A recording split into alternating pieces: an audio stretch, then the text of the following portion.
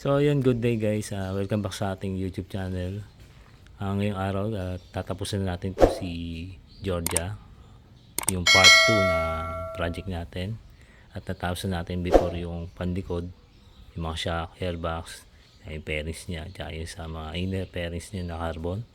Ngayong araw naman is gagawin natin yung buong harapan niya, yung ulo, headlight, yung gauge, mga carbon dyan, yung lever, brake master, sa front panel, at dito sa kanya front disc papalitan natin siya guys na 220. Then yung caliper niya papalitan din natin, tsaka yung brake hose. So ito yung papalit natin guys. Ito yung Batman na Brembo. Ayan, may kasama na siyang bracket na 220. Ayan, ganda guys. Premium copy lang yan guys, hindi siya original, wala tayong pang original. So Shopee lang din yan, Shopee Racing from Thailand. Then ito yung sweet na brake hose na naka QR code ng Brembo. Ayan, quick release yan. Then meron siyang kasamang para siyang hindi ko malaman kung tawag dito, CNC2 na high bolt yan. So sa Shopee lang din yan. And then ito yung pinaka rotor disc niya, 220/89 Racing na may touch na kulay pink. Ayan, 220 mm. Then may kasama siyang bracket pang stock.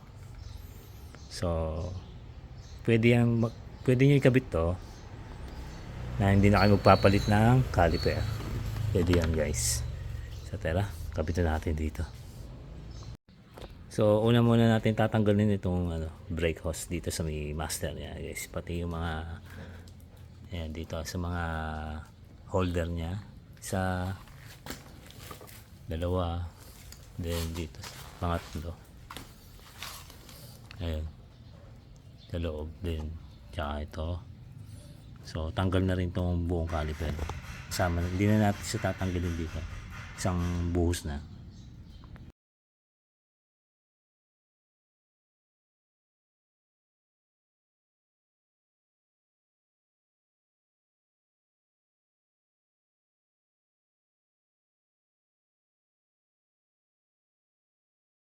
So ayan guys, natanggalan natin yung brake hose pati yung caliper.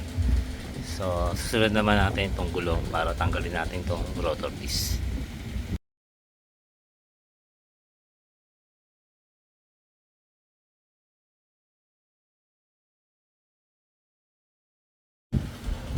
So ayan guys, natanggalan natin yung mga tornilyo rito sa disc. So ito yung papalit natin. Ayan. So itong stock is 190 mm. Ito yung ipapalit natin, 220 mm guys.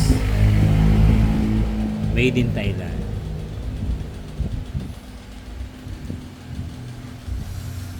Kapit na natin. Let's go.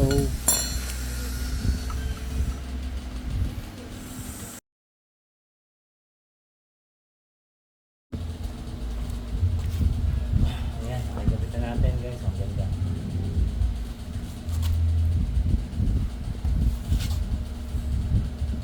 So ito guys, yung gamit natin yung yan. CNC la, handmade yan, yung gawang lang, machine shop yan guys. Shopee lang din yan. Concave kung tawagin, CNC concave.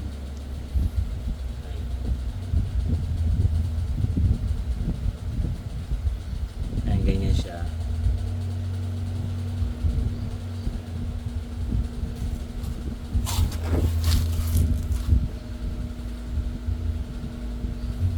So yung kabila is ganun din. Ayan. So ayan, ganyan siya guys. Tapos itong pinaka ehe niya, ayan, butas parehas.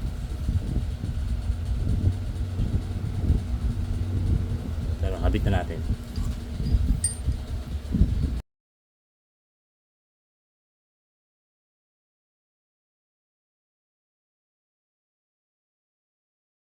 So ayan guys, ikabit na natin itong rotor disc 220 mm.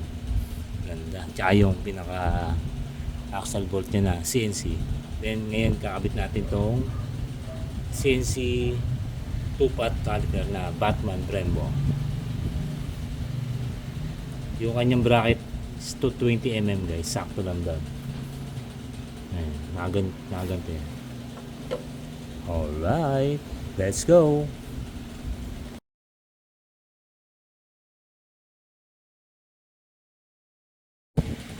Ayan guys, nakabit na natin yung caliper. Yung mga konting adjustment lang talaga, pero may something na tunog eh. So malalaman natin pag nalagyan na natin siya ng brake hose tsaka ng brake fluid, kasi hindi pa nakalapat yung brake pad niya. Ayan, may konting sabit na, pero malaman natin pagka may pressure na yung preno. So yun guys, ikabit na natin yung brake hose dito sa master. Ayan. Matigas na po yan. Sinundan lang natin yung dati pinagdaanan. So lalagyan pa rin natin siya ng ano dito, ng holder dyan, para hindi umakayod o pagka liliko. So ayan, naikabit na natin dito.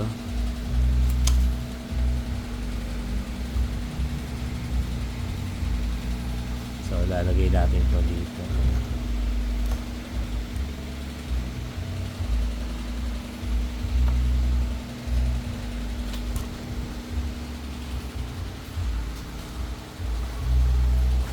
Ayan guys, oh.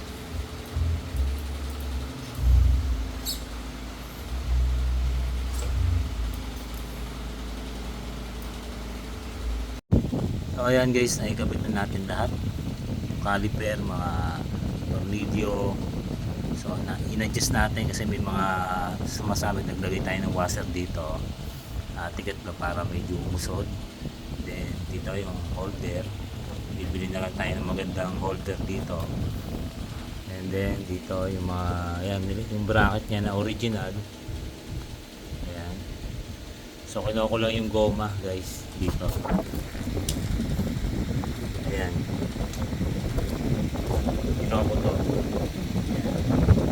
So nilagay natin dito guys. Ayan.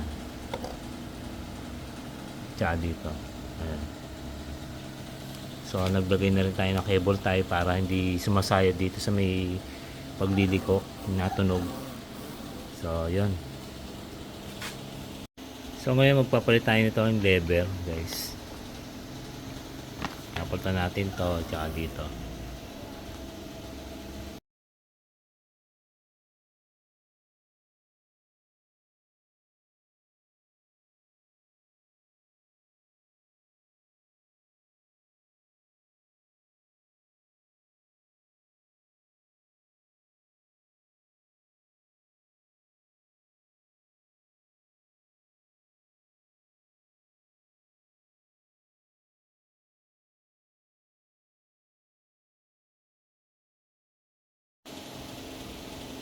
Ayan, ikabit na natin. Madali dito. Mas madali pala rito guys. Kasi ito lang naman tatanggalin mo yung dalawang tornilyo. Tinanggal ko pa to tsaka ilalim. So ayun, alam nyo na. Ang tatanggalin na kung magpapalit kayo ng lever is ito lang dalawa. Wala na kayong cable na susuksok pa. Unlike sa mga nakasanayan natin na ilulusot pa yung pinaka ulo ng cable do sa lever, sa clutch o kaya sa brake. Ito hindi na. Ito lang yung humihila itong tornilyo to. So ito nakakabit dito sa holder niya. So yun lang. Hindi nyo na kailangan tanggalin ito dyan ilalim. So ito na, ikakabit na natin yung carbon natin na sa headlight na yan, carbon gray. Dito natin siya kakabit guys.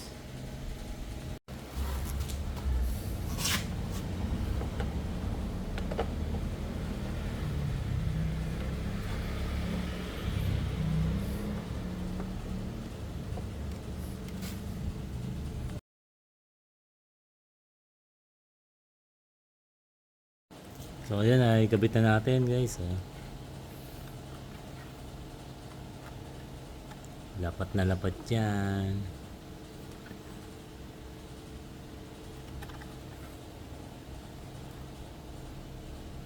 Let's go. So ayan, naabot na tayo ng hapon guys. Medyo madilim na. Kabit mo muna natin yung headlight. Ay, yung pinaka panel gauge.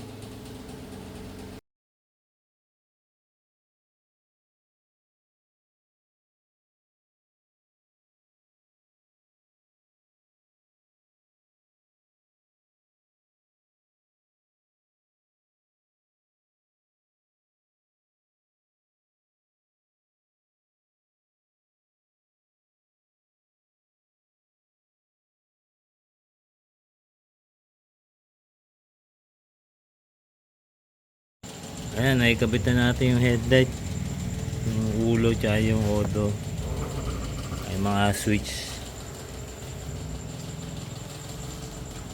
Bukan natin guys. Alright, tingnan natin kung tama ba yung mga pinagsasalpak natin.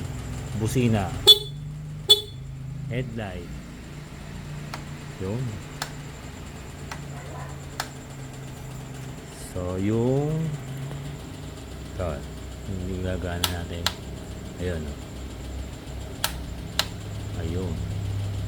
Tapos pagpipreno, ayun, meron kabila, ayun. Signal light, wala pang signal light sa harapan guys. Left, ayun, right, ayun. So pa-start natin kung mag-start ba. Preno, start, ayun.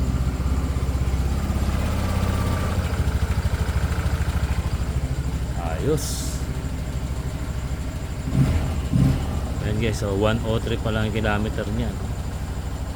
Fresh na fresh, setup agad. Gabit na natin yung panel dito, yung pinaka garnish niya.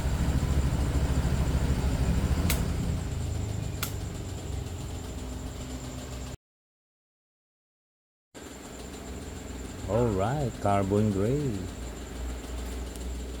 Lagyan natin yung kulay blue dito. Nakalak niya.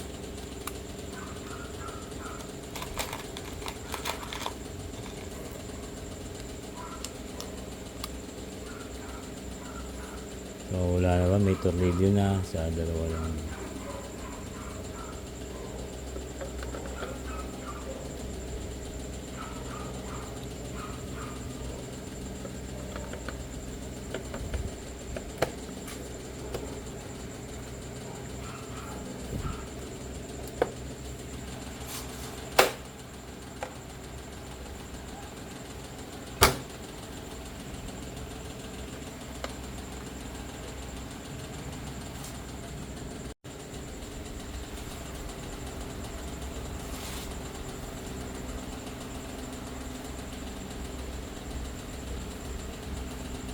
Tab.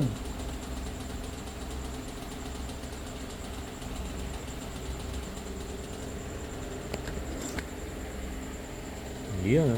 Oh. Anis.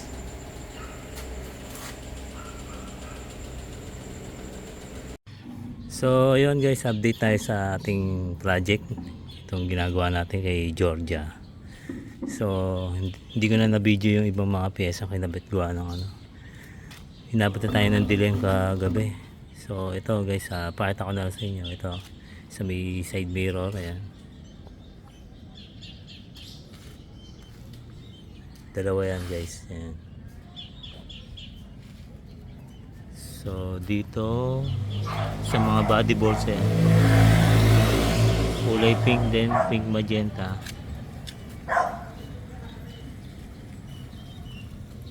Ayan, tsaka dyan sa loob. Tsaka dito sa may susian guys. At dito sa may ignition niya. Ayan. Dinidikit lang naman yan.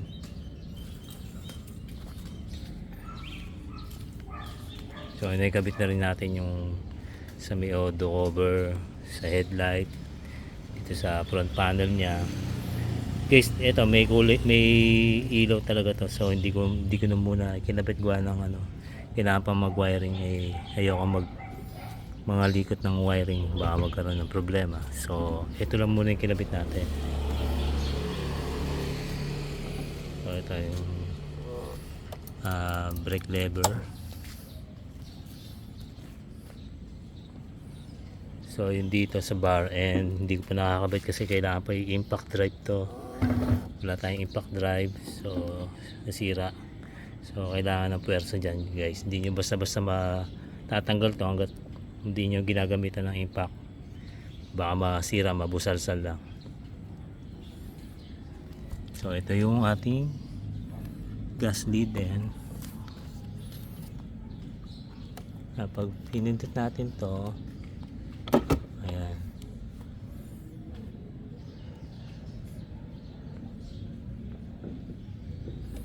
so nagtabas pa tayo dito guys, hindi siya plug and play. So once na hindi nyo tinabasan dito, tsaka dito naglagay ako ng washer dyan, parang spacer, washer na maliit para umangat na ng konti. Okay. Hindi kasi magsasara pag hindi nyo tinabasan guys. Kailangan marunong kayo. So ito yung ating helmet hook sabitan. Then ito yung sa may sa mini U-box niya sa packet. Then ito yan, mga tornilyo. Tapos ito guys yung binili natin na CNC na footboard bolt. Ayan. Then ito yung pinaka side stand.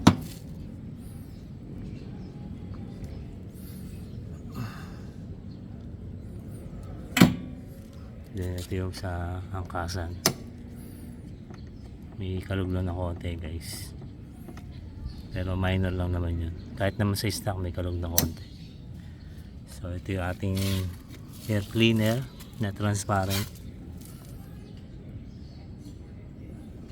Ayan, pag bumili kayo nito guys, kasama na yung filter, kulay pink. Then ito guys, hindi ko malaman kung ano tawag dito. Tatlo yan, hindi ko pa nakakabit dito sa ilalim. Parang dito yun eh, isang ba yun? Ayan, dyan. Then hindi ko pa nakakabit yung brake arm niya kasi kailangan pa magtanggal ng gulong guys.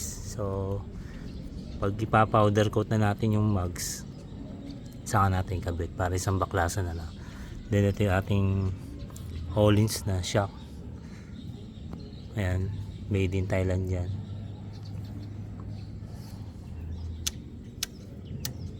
Ayan, nagana yan guys. So dito hindi pa natin nakakabit pinaka cover sa cable. Then ito yung sa tail light, ito yung transparent cover. Ayan. Kulay pula din naman yung ilaw guys, kahit magpalit kayo ng clear, kulay pula pa rin yan ang ilaw niya. So hindi pa tayo nagpapalit ng mga LED lights, mga bumbilya. Saka na pagka para isang baklasa na. Then ito yung yung clear na reflectorize. Mura lang naman yan guys. So ayun, nakakarbo na rin yung ating fender. So dito naman yung ating heat guard na kinarbon is na swap ng tropa, pinagbigyan ko muna kaya hindi natin naikabit. Andun ginagawa na natin, kinakarbo na natin. Then yung swing arm, naantay ko pa yung deliver from Thailand, kulay silver. At yung ating BRD na radiator is nandun pa sa ating bodega at saan natin ikabit pagka magbabaklas na tayo dito. Pares ng baklasan kasi kailangan pa rin baklasin itong ano, pairings. So ayun, yan, carbon na rin yung ating ano, inner. Medyo matrabaho nga lang talaga yan guys, kailangan ng tiyaga. Okay naman yung mga lapat niyan. Ayan. Ito yung upuan natin, kulay pink din yung pinaka stitches. Shopee Racing din yan, yan. Inter Racing.